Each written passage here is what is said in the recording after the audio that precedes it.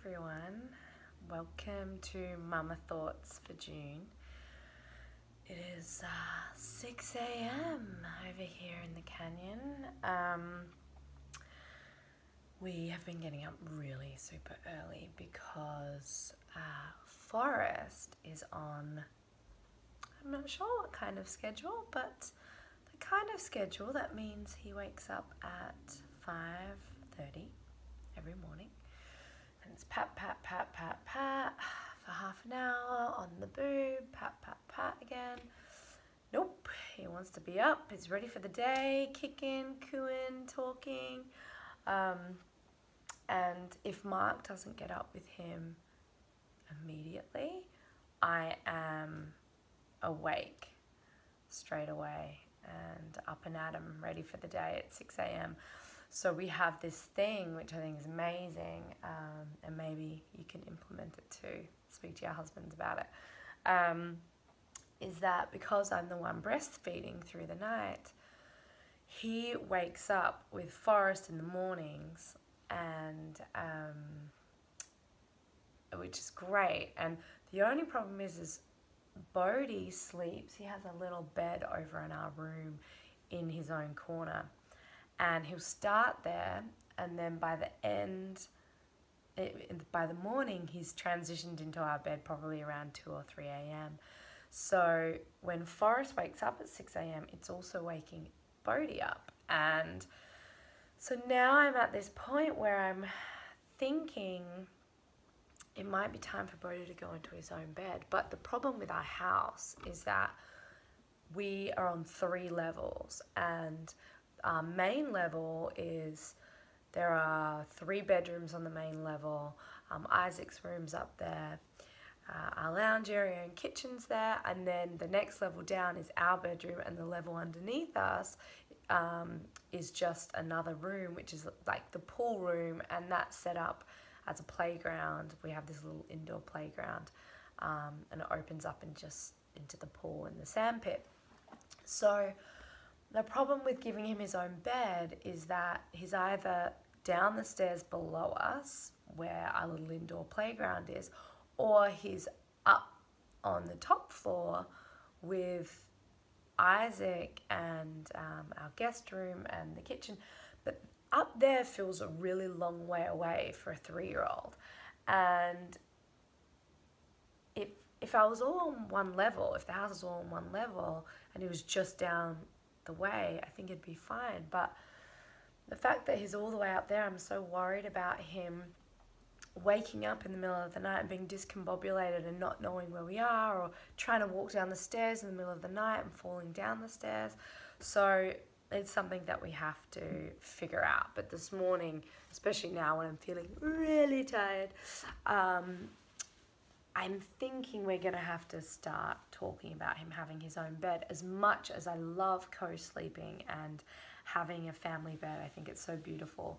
I just know, I'm noticing that Bodhi has been pretty tired. And so yesterday he had a 3-hour nap. A 3-hour nap. That is unheard of.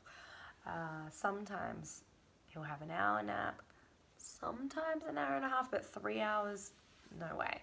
And I kind of came down and started making some noise, and then he woke up. So Mama Thoughts this month, you know, I wrote a little bit about just some of the feelings that have been coming up given the climate we're in right now, and some of these horrendous news stories that we keep hearing about, and how it's really challenging to not take that on and be riddled with fear.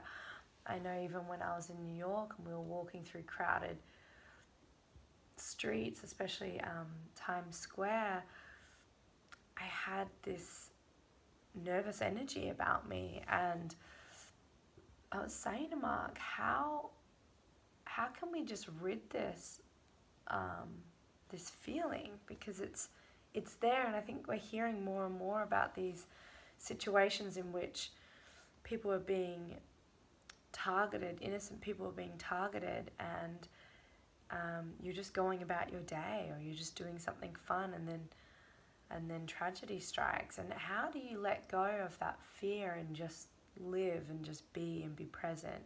And like I was saying, Mark simply said, love wins. And I thought that was just a beautiful thing to hold on to and think about, because I think that that applies to any situation in life. Whenever fear comes up, just breathing and putting love on it, I think, is such a beautiful remedy. So I've thought about that in parenting so much.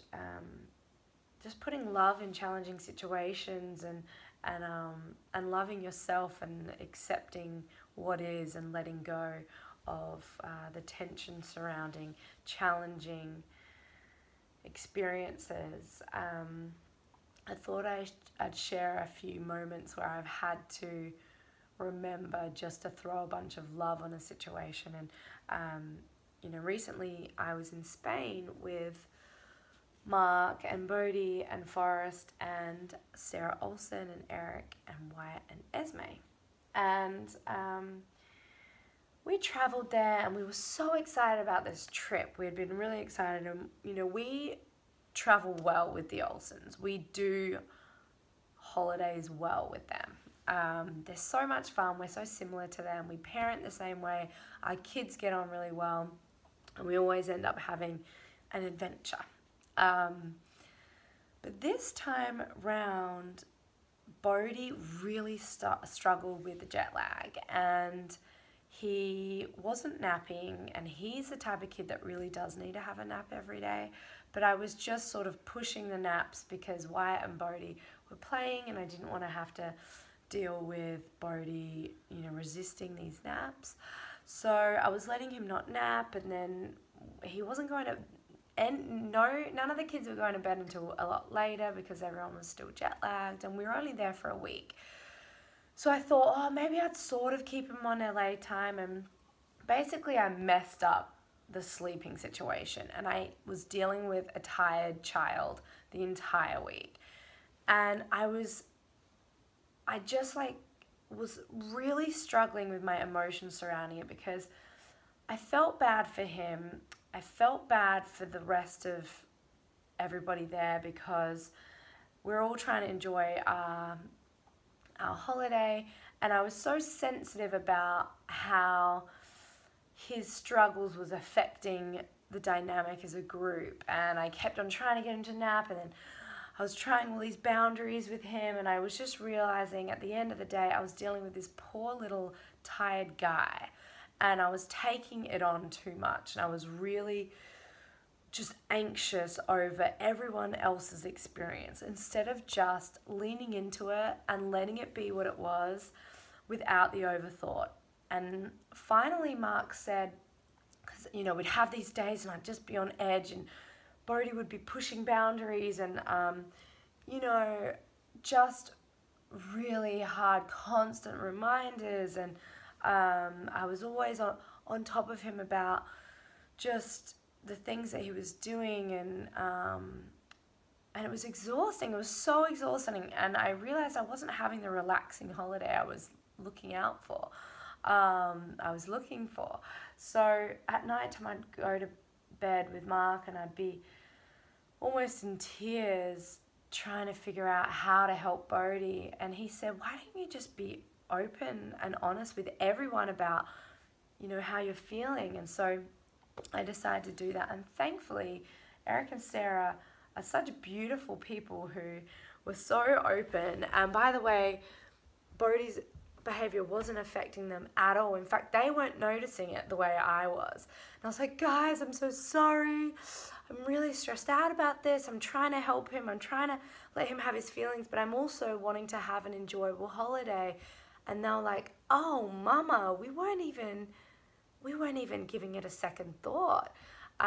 He's just a tired little man, and let's just, let it go and have fun. And I feel like as soon as I shifted my energy surrounding it, Bodhi had an easier time. And it was just that idea of relaxing and being open and just throwing love on the situation. And it is what it is, and he's not sleeping, and he's not going to bed until midnight, and that's okay, and he's sleeping in until 10 a.m., and that's okay, and he's a little fussier, and I needed to make allowances for that and let everyone off the hook. And once I did that, I found myself breathing a sigh of relief, and it was so much easier. But of course, it took me 5 days of our 7-day holiday to get to that place. And I just thought it was a beautiful lesson to learn about letting go. And so that was really interesting. And I've been trying to live in that feeling so much more since we came back. Just really leaning into that idea of not having to be the perfect parent and not having to have everything laid out in a row the way that we're used to. And, you know, yesterday I had an incredibly tired day. I just felt spent. We had this beautiful weekend for Isaac's birthday party, and we were doing a lot of activities, and I was playing football. We were doing an adults versus kids football game, and I was exhausted, and we had a bunch of boys sleep over, and we had the 2 little boys, and it was just like chaos, madness. And then that next day I was so tired, all I felt like doing was staying in bed. So I kept my jammies on, the boys kept their jammies on, and we stayed in bed and we hung out and we watched Jumanji, and we laughed and we played in the bedroom, and no one had to get dressed. We didn't have to leave the house. And then finally our one outing at 4 p.m. was we went to the Container Store. And that was fun. And I really loved saying to myself, this is the reality of what this day is today. We're ordering food in, we're hanging out, we're messing the house up, and I'm not going to get to the housework until tomorrow. And that's what it is. And let's just have fun and let it go. And so I'm reading this beautiful book. It's called The Language of Letting Go, and it's daily meditations. It's Melody Beattie, and I think it's really beautiful. Actually, I stole this from my husband's bedside table, because he started reading it. Now I'm reading it. So today I opened to any page, and I thought I'd read out the page, even though it says April 3. I'm still going to read it because this is the page that I opened to. It's obviously the one that is meant to be read. So it's called Acceptance. Surrender to the moment. Write it out and through for all it's worth. Throw yourself into it. Stop resisting. So much of our anguish is created when we are in resistance. So much relief, release, and change are possible when we accept. Simply accept. We waste our time, expend our energy, and make things harder by resisting, repressing, and denying. Repressing our thoughts will not make them disappear. Repressing a thought already formed will not make us a better person. Think it, let it come into reality, then release it. A thought is not forever. If we don't like it, we can think another one or change it. But to do that, we must accept and release the first thought. Love that. That is going to hold me through the week. And hopefully you got something out of that too. Alright guys, Sleepy Mama is going to go upstairs. We have Mummy and me today with Forrest, which I always really look forward to. He's almost crawling. Oh my god, I can't believe it. He's doing the rock, the back and forth rock, and then he would just plank for 5 minutes. It was really adorable. Bodhi has preschool. We have Izzy for the week. It's going to be a good week, and thinking of you all, and whatever it is you're going through, throw love on it. Mwah. And I will see you next month.